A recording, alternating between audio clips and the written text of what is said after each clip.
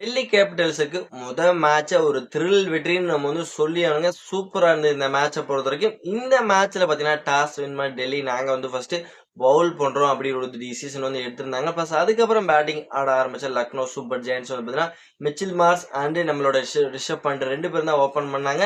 ரிஷப் பண்ட் இன்னைக்கு பார்த்தீங்கன்னா, ஒரு பெரிய ஒரு தாக்கத்த எல்லாம் ஏற்படுத்துவார்னு நான் எதிர்பார்த்துக்கிற தருணத்துல ஒரு ரன் அவுட் மூலியமா அவரோட விக்கெட் இழந்தாரு. அதுக்கப்புறம் எய்டன் மார்க்கம் பிளஸ் நிக்லோஸ் போரன் அப்படின்ட்டு அடுத்து விக்கெட்டுகள் அப்படியே டக்கு டக்குன்னு விழ ஆரம்பிச்சது. அப்போ ஒரு இடத்துல பார்த்தீங்கன்னா மிச்சில் மார்ஸ் அண்ட் சமந்த் 2 பேரும் சேர்ந்து ஒரு சின்ன ஒரு பார்ட்னர்ஷிப் கிரியேட் பண்ணாங்க. பிளஸ் அதுவும் ரொம்ப நேரம் நிலைக்கலன்னு சொல்லி பிளஸ் இன்னைக்கு டெல்லி கேபிட்டலோட பவுலிங் துல்லியமா இருந்தது. பிளஸ் லக்னோ சூப்பர் ஜெயண்ட்ஸோட அந்த பேட்டிங் யூனிட்டை சுக்குநூறா சிதைச்சாங்க. 18 ஓவர்லயே பார்த்தீங்கன்னா அனைத்து விக்கெட்டையும் இழந்தாங்க. லக்னோ சூப்பர் ஜெயண்ட்ஸ் வெறும் 141 ரன் மட்டும் தான் அவங்களால அடிக்க முடிஞ்சதுங்க.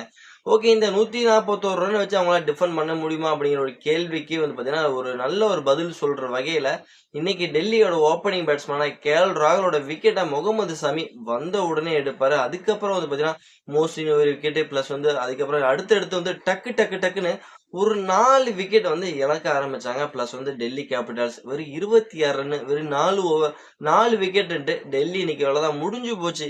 இந்த ஸ்கோரை ஈஸியா டிஃபெண்ட் பண்ணிடுவாங்க லக்னோ அப்படின்லாம் நினைச்சுக்கிட்டு இருக்கும் போது ஒரு இம்பாக்ட் பிளேயரா உள்ள வந்தாரு சமீர் விஸ்விங்க. அவருக்கு பக்கபலமா கிறிஸ்டன் ஜெப்ஸ் 2 பேரும் சேர்ந்து ஒரு சூப்பரான ஒரு பார்ட்னர்ஷிப்ங்கிறத போட ஆரம்பிச்சாங்க. இந்த ஒரு பார்ட்னர்ஷிப் கடைசி வரைக்கும் கேமை முடிக்க போகும்னு யாருமே எதிர்பார்த்திருக்க மாட்டீங்க. ஆனா அந்த விஷயம் தான் நடந்தது. இவங்களோட பார்ட்னர்ஷிப் கடைசி வரைக்கும் கேம் எடுத்துட்டு போனாங்க. ஒரு சைடு ஸ்டப்ஸ் ஒரு 40 ரன் அடிச்சிருந்தாரு. இன்னொரு பக்கம் பாத்தீங்கன்னா சமீர் ரிஸ்வி 70 ரன் அடிச்சு கடைசியில 6 அடிச்சு நான் இந்த மேட்சை முடிச்சு வைக்கிறேன்னு ஒரு அருமையான ஒரு 6ஓட இந்த மேட்ச் முடிச்சிருந்தாரு.